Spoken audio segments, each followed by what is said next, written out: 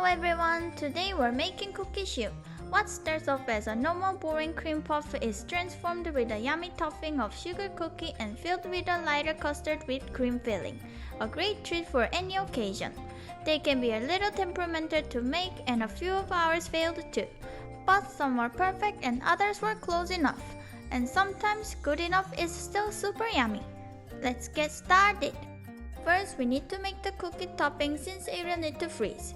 In a bowl, add 35 grams of room temp butter, 40 grams of sugar, and 40 grams of AP flour. Once everything is mixed together, we're going to roll it out to about the thickness of a quarter. Once quite thin, place it in the freezer until we need it later. Next, we'll make the choux batter.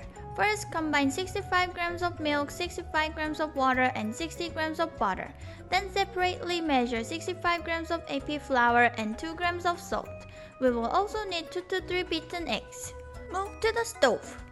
Bring the milk to a simmer, then dump the flour in all at once and mix fast. Keep mixing and cooking until a thin layer forms on the bottom of the pan, like this. Once it's ready, remove it from the heat and mix and cool for 1 minute. Then add the egg in batches, making sure everything is well incorporated before moving to the next. We're looking for a consistency that when you scoop it, some falls off and leaves this V shape. If it's too runny and falls too fast, you will have to start all over, so go slow adding the egg. Once you get the proper consistency, transfer it to a piping bag. Next, grab your cookie dough from the freezer. Using a piping tip or anything else, cut them to about the diameter of a quarter. After cutting, put them back into a freezer while we pipe the choux. Cut a bit of the tip, then pipe your choux about the same size as the cookies. It'll spread a bit so it doesn't have to be exact. Just make sure to keep them spaced out enough. Once you've piped as many as your pan can hold, we're going to carefully top them with the cookie. Once all the choux have a cookie, we will bake them at 190 degrees Celsius or 375 Fahrenheit for 15 minutes. Once they're in the oven, don't open it or they will die. After 15 minutes, turn the oven off and barely open it and allow the cookie choux to cool for at least 10 minutes like this. Then remove them and cool completely. In the meantime, we will make the cream filling. First, separate 2 egg yolks, then add 35 grams of sugar and mix until lighter in color and texture. Then add 10 grams of cornstarch, 1 gram of vanilla, and 200 grams of milk. Mix really well, add to the pot, and back to the stove. On medium heat, continuously stir and slowly cook the custard mixture until it's thickened. It's important to scrape the bottom and sides well. Don't just mix the liquid around. Once it looks like a pudding, it's done and ready to chill.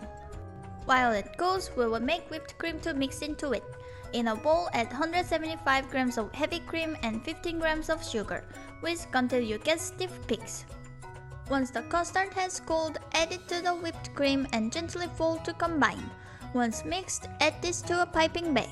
You can wash and reuse the choux piping bag if you want to save a sea turtle. To fill the cookie choux, first poke a hole in each, then pipe in as much or as little cream as you want. I prefer somewhere in the middle.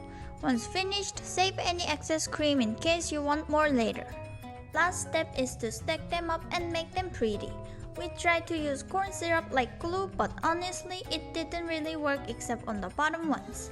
Finally, let it snow. And here are our cookie choux.